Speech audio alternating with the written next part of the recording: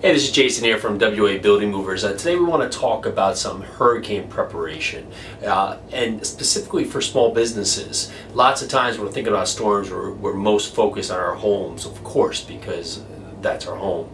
But you have to forget that as a small business, that's also the driving factor keeping you in your home. So there's lots of things to take note, and what we actually did is, according to American Red Cross, almost 40% of all small businesses that are affected by a major disaster, such as a flood, earthquake, or hurricane, don't ever reopen because they weren't actually prepared for the disaster. So here's a quick to-do list to get ready for such a disaster. Of course, you want to check your flood maps, know where you're at in terms of flooding, with of course past flooding, and that's a lot to do with a storm basically on you. But what you really want to do just to impact yourself, if you're in an area that storms frequently and could be possibly in a destination that will flood or have some kind of disaster storm in the future, you want to put impact resistant film on your windows.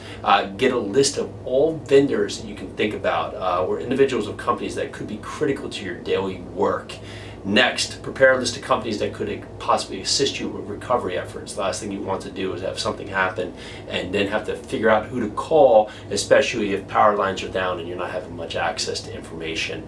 Provide all the employees a chain of command and a list of responsibilities. So you want everybody to have a task and a role, know what they need to do if a storm is going to be upon you. Arrange for communication with your clients and customers, depending on your trade and your jobs. If you're working on a lot of service calls or you're doing you're basically on call, you want to make sure that your customers know what's happening and why you may not be responsive at that time.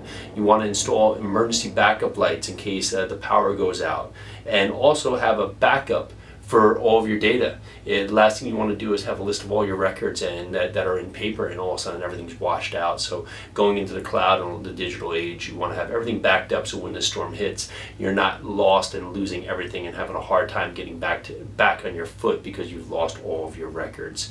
And lastly, if you can designate a remote phone number or voicemail so you can record messages to your employees and others that may need to contact you.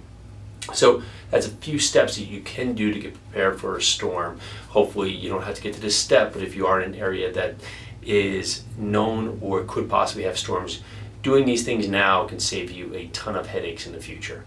Again, this is Jason from WA Building Movers. Check out more videos at WA Building Movers on YouTube, and again, that's youtube.com/WA Building Movers. Thank you.